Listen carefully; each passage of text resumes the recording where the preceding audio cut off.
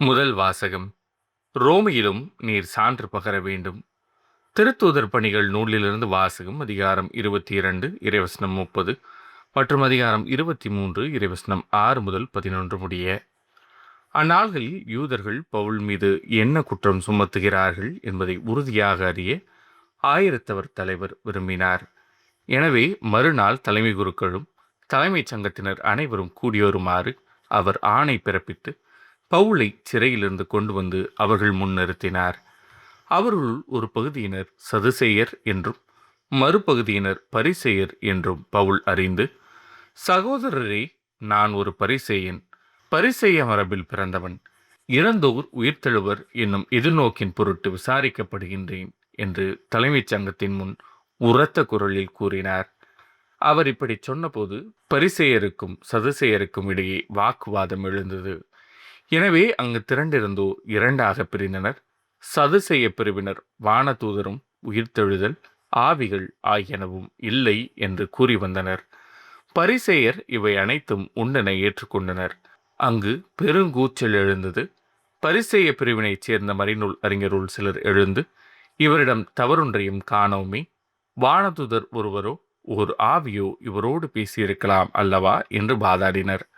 வாக்குவாதம் முற்றவே அவர்கள் பவுலை பீத்தெறிந்து விடுவர் என ஆயிரத்தவர் தலைவர் அஞ்சி படை வீரரை வரச் சொல்லி அவரை அவர்கள் நடுவிலிருந்து பிடித்து கோட்டைக்குள் கூட்டிக் கொண்டு செல்லுமாறு ஆணை பிறப்பித்தார். மறுநாள் இரவு ஆண்டவர் அவர் அருகில் நின்று, துணிவோடிரும், எருசலேமில் என்னை பற்றி சான்று பகிர்ந்தது போல ரோமையிலும் நீர் சான்று பகர வேண்டும் என்றார். இது ஆண்டவரின் அருள்வாக்கு. இறைவா, உமக்கு நன்றி. பதிலுரை பாடல். இறைவா, என்னை காத்தருளும், உம்மிடம் நான் அடைக்கலம் புகுந்துள்ளேன். இறைவா, என்னை காத்தருளும், உம்மிடம் நான் அடைக்கலம் புகுந்துள்ளேன். நான் இறைவிடம், நீரே என் தலைவர், உம்மையன்றி வேறு செல்வம் எனக்கு இல்லை என்று சொன்னேன். ஆண்டவர் தாமே என் உரிமை சொத்து, அவரே என் கிண்ணம், எனக்குரிய பங்கை காப்பவரும் அவரே. இறைவா, என்னை காத்தருளும், உம்மிடம் நான் அடைக்கலம் புகுந்துள்ளேன். எனக்கு அறிவுரை வழங்கும் ஆண்டவரை போற்றுகின்றேன். இரவில் கூட என் மனச்சான்று என்னை எச்சரிக்கின்றது. ஆண்டவரை எப்போதும் என் கண் முன் வைத்துள்ளேன். அவர் என் வலப்பக்கம் உள்ளார். எனவே நான் அசைவுறேன். இறைவா, என்னை காத்தருளும், உம்மிடம் நான் அடைக்கலம் புகுந்துள்ளேன். என் இதயம் அக்களிக்கின்றது, என் உள்ளம் மகிழ்ந்து துள்ளுகின்றது. என் உடலும் பாதுகாப்பில் நிலைத்திருக்கும். ஏனெனில் என்னை பாதாளத்திடம் ஒப்புவிக்க மாட்டீர். அன்பனை படுகொலியை காணவிட மாட்டீர். இறைவா, என்னை காத்தருளும், உம்மிடம் நான் அடைக்கலம் புகுந்துள்ளேன். வாழ்வின் வழியை நான் அறியச் செய்வீர். உமது முன்னிலையில் எனக்கு நிறைவான மகிழ்ச்சி உண்டு. உமது வலப்பக்கத்தில் எப்போதும் பேரின்பம் உண்டு. இறைவா, என்னை காத்தருளும், உம்மிடம் நான் அடைக்கலம் புகுந்துள்ளேன்.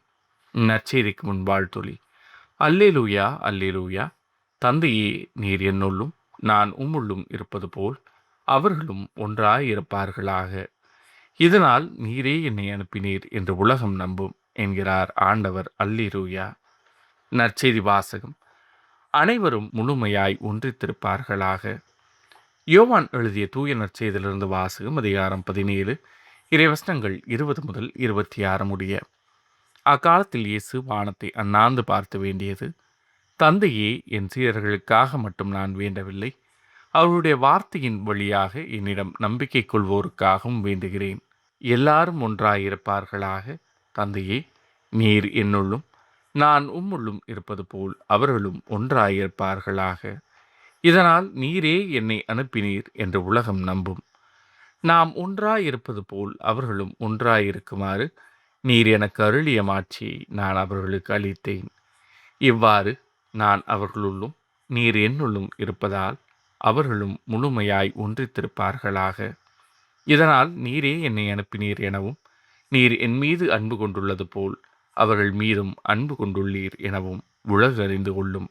தந்தையே, உலகம் தோன்றும் முன்னே நீர் என் மீது அன்பு கொண்டு எனக்கு மாட்சி அளித்தீர்.